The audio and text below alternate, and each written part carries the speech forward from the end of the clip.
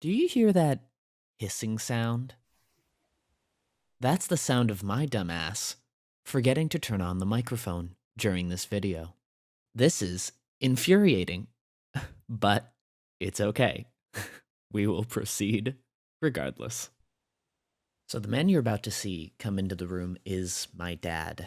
Um, he does not know that there is a camera set up on the counter that is going to be recording him explain to me how to make our family's pasta sauce. As he comes in, he gets mad at me about the lights and tells me that I'm just like my mother. You know what? This is actually a bit too quiet for my taste, so I'm gonna put in some appropriate music right here. And my dad and I haven't had the smoothest relationship over the course of my lifetime.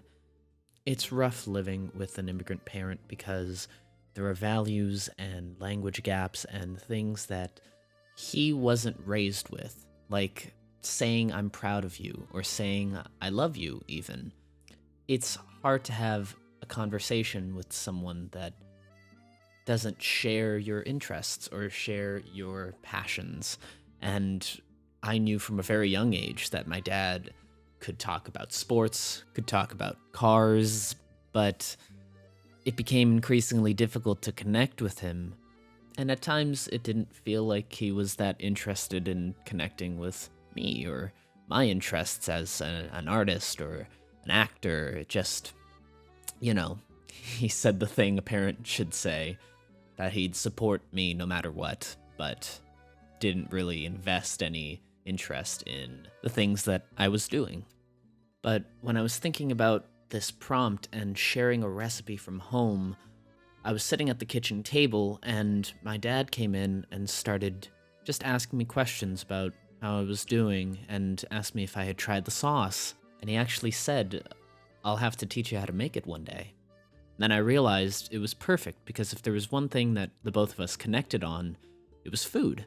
So I grabbed the camera, set it up, didn't tell him because if I did, he would get inside his own head and be worried about being on camera and probably wouldn't have spoken as long as he did. And it was amazing to watch him just talk for a while. I didn't realize how rarely I get to listen to him speak for extended periods of time. And he had a passion and a pride behind something as simple as making a pasta sauce that doesn't come out very often. He told me that he learned this recipe from his mother, and he was really excited to show me how it's made and how he makes it. And part of me thinks that he's happy to be able to pass on something that he got from his mother onto one of his own kids.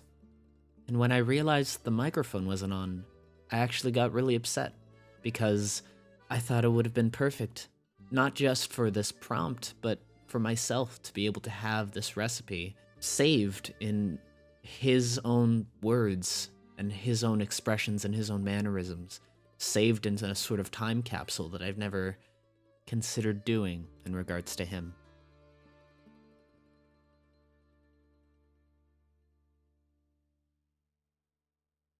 As we approach the end here, I remember to turn the microphone back on, so you'll actually be able to hear what my dad sounds like. And then I recorded a few more times after, trying to get him to do it again, but the moment was just gone. It wasn't the same, and it won't be the same. I'm sure there will be more times that he explains this sauce recipe to me, but I'm lucky to have experienced this one and to have a recording of it, even if it's just video. But that gives good. The pork gives good taste. Not too much oil. There's a bit, but that it smells with pork. Mix it. No, c'est bon. Oh, you want to break some? C'est bon. No, it's okay. Let me know. Yeah, I have the gnocchi downstairs. You should bring them. No, I still have the ravioli. Still, you didn't do them up? No. We still have 20. We did 20 already.